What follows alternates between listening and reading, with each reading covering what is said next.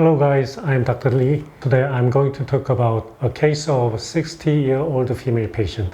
She came to me with two symptoms. One was knee knee and the other was fully unstretched knee in the right leg.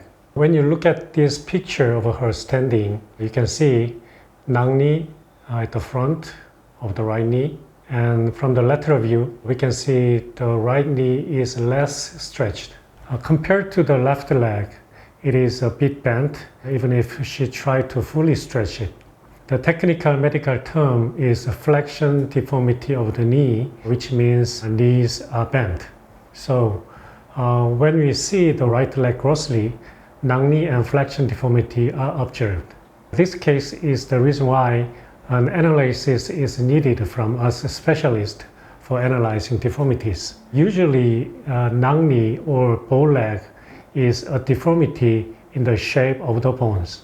The shape of the bone causes knee or bow leg, and most cases of knee are in the femur, while bow legs are mostly in the tibia. But this patient uniquely has knee both in the femur and the tibia. Since she had knee in those two areas, it became pretty bad knee overall. But a bone has three dimensions, so we should correct the deformities in three dimensions. If we suppose knee as an x-axis, we should check the y and z-axis as well. If we suppose y-axis as a view from the side, the femoral bone is bent. Flexion deformity may have two reasons. One is caused by bony deformity, and the other cause is by soft tissue contractures due to some reasons like a trauma or surgery. But in this case, the deformity is caused by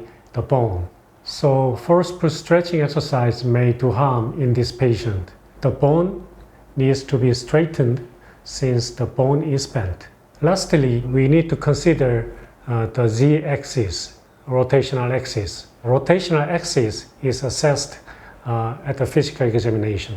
In this patient, there is a rotational deformity in the femur and in the tibia as well. In the case of having those two deformities, we especially call it rotational malalignment syndrome or miserable malalignment syndrome. In fact, the patient has very complicated alignment problems. In case of her femur, there are three deformities: knee deformity, flexion deformity, and a rotational deformity. And in the tibia, there are two deformities, knee and rotational deformities. And in order to find the exact degree of the rotational axis, 3D CT scan was taken, and we checked how rotated the bone was, and then performed the surgery. This is actually very deep professional content.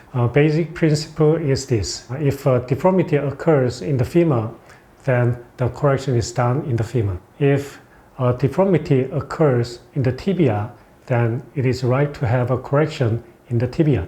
Now when you look at it, the tibia was corrected acutely during the surgery. I finished the surgery with an internal fixator and without external fixator. When correcting knee deformity in the tibia acutely like this, it can be dangerous for the peroneal nerve. So during the surgery, some procedure is necessary to protect the nerve. That's why a precaution should be made to prevent peroneal nerve palsy. If we compare the X-ray before and after surgery, we can see the axis of the leg is well corrected. Since the correction was well made in the femur and the tibia, the joint line moved in a desirable direction.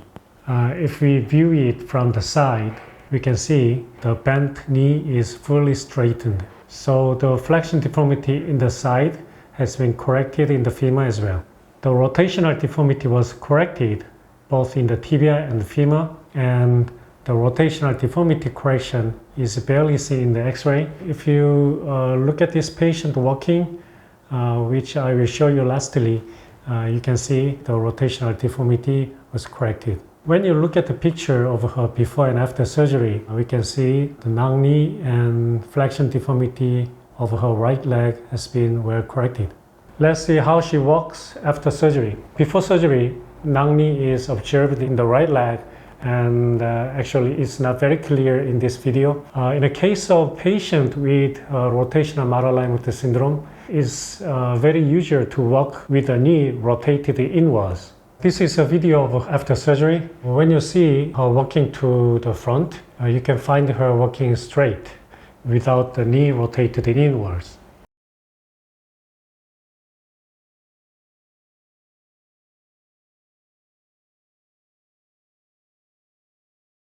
In the photos before and after surgery of her right leg, the scars are not very visible, but all of those surgeries are performed with minimal invasion.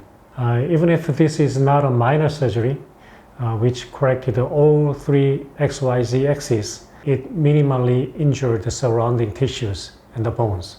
So the bones are healed quickly, as we saw on the x-rays. Since there is not much surgical trauma to the surrounding soft tissues and bones during the surgery, recovery process is very fast. In the case of this patient, she is very satisfied after surgery and says her life is totally changed.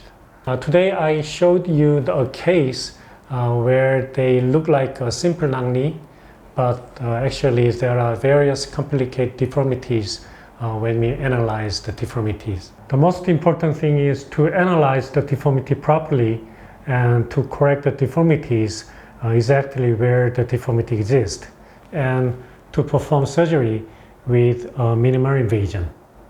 Thank you for watching.